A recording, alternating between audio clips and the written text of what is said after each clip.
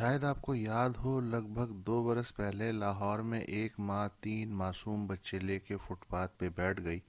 ان بچوں کے گلے میں پڑے پلے کارڈز پہ لکھا تھا: غربت کے ہاتھوں مجبور برائے فروخت۔ اس کے بعد کئی شہروں میں پریس کلب یا مصروف چوک پہ ہر چند روز بعد کوئی نہ کوئی مرد یا عورت اپنے بچوں کو ایسے ہی پلے کارڈز پہنا کے سڑک پہ لانے لگا۔ شروع میں تو میڈیا نے اس اسٹوری کو کوریج بھی دی۔ کوریج بند ہوئی تو یہ بچے اور ان کے والدین بھی کہیں چلے گئے۔ بہت سی بسوں ویگنوں میں ایسے کردار بھی نظر آتے تھے جو سفر شروع ہوتے ہی مسافروں کی گود میں کارڈ پھینکنا شروع کر دیتے۔ ان پہ ایک ہی طرح کی عبارت درج ہوتی: میں یتیم ہوں، 5 چھوٹے بچے ہیں، گھر والی کو ٹی بی ہے، ایک بچی معذور ہے، اللہ کے نام پہ کچھ امداد فرما دیجیے۔ کارڈ کے ایک کونے پہ باریک سا لکھا ہوتا: مدینہ پرنٹنگ پریس۔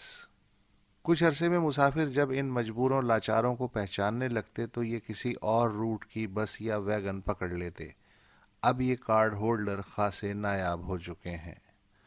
زمانے تک ایسے بھی کردار نظر آتے رہے کہ پرات میں چھولے بھرے ہیں اور سر پہ اٹھائے چلے جا رہے ہیں، اچانک ٹھوکر لگنے سے گر پڑے یا چلتے چلتے گر کے بے ہوش ہو گئے، یا پھر یکدم مرگی کا دورہ پڑا اور سڑک پہ لیٹ کے تڑپنے لگے۔ چھولے زمین پہ بکھر گئے، 5-10 راہگیر جمع ہو گئے، کوئی پانی پلاتا، کوئی پیٹ سہلاتا، کوئی ترس کھا کے 100-200 تھما دیتا، اور تھوڑی دیر میں چھولے والا اٹھتا اور آہستہ آہستہ چل پڑتا۔ اگلے روز کی تیاری بھی تو کرنی تھی۔ کئی عورتیں یا مرد کسی ڈاکٹر کا نسخہ، دوا کا پیکٹ یا ایکس رے شیٹ لے کے چوک میں کھڑے ہو جاتے ہیں۔ گزرتے لوگ ان کی مدد بھی کر دیتے ہیں، مگر اگلے روز پھر یہ مریض اسی جگہ اپنا طبی سامان اٹھائے کھڑے ہوتے ہیں۔ یقیناً ان میں سے کچھ حقیقی ضرورت مند ہوتے ہیں، مگر لوگوں کی ہمدردی اور امداد حاصل کرنے کے یہ طریقے پیشہ ور حضرات اتنی تعداد میں نقل کرتے ہیں کہ اصل ضرورت مند نقلیوں میں گم ہو جاتے ہیں۔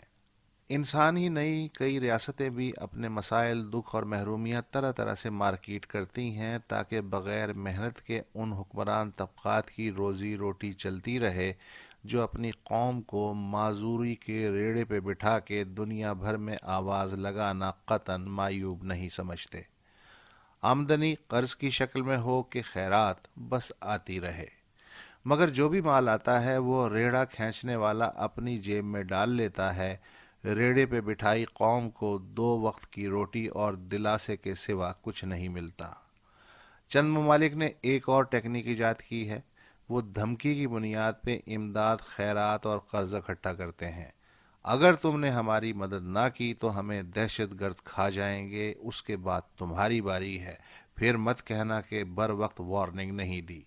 اگر تم نے ہمارا وظیفہ بند کیا تو بے روزگاری پھیلے گی اور مذہبی شدت پسند اس بے روزگار خام مال کو استعمال کرتے ہوئے اقتدار پہ ووٹ یا بنا ووٹ قبضہ کر لیں گے۔ لہٰذا ہمیں ریاست چلاتے رہنے کے لیے پیسہ بھی دو اور اسلحہ بھی۔ یہ تم ہم پہ نہیں، خود پہ احسان کرو گے۔ خبردار جو کردار کشی کی۔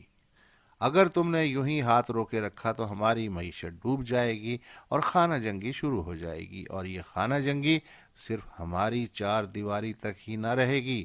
اگر اس افراتفری سے فائدہ اٹھا کے کسی پاگل گروہ یا فرد نے ریاست کو یرغمال بنا لیا تو سوچو ہمارے ایٹمی ہتھیار کس کے ہاتھ میں ہوں گے۔ اس سے پہلے کہ دیر ہو جائے جلدی سے جیب ڈھیلی کرو۔ آج 4-5 ارب ڈالر میں بھی کام چل جائے گا، کل کھربوں بھی خرچ کرو گے تو ہماری ریاست تحلیل ہونے کے بعد ارد گرد پھیلنے والی تباہی پہ قابو نہ پا سکو گے۔ کیا تم کروڑوں نئے پناہ گزینوں کا بوجھ اٹھا پاؤ گے؟ ہم نے آج تک اپنی غیرت پہ سمجھوتا نہیں کیا، بس تمہارے بھلے کے لیے تمہیں آگاہ کر رہے ہیں۔ مگر یہ تحکمانہ کارڈ بھی دیگر طریقوں کی طرح زیادہ دیر نہیں چلتا۔ خیراتی رفتہ رفتہ جاننے لگتے ہیں کہ واقعی ریاست ڈوب رہی ہے یا ڈوبنے کی اداکاری کر رہی ہے۔ کوئی پاگل ہی ہوگا جو اپنے ریڑے پہ بیٹھے معذور یا ریاست کو مرنے دے۔ کمینہ خود نہ بھوکوں مر جائے گا۔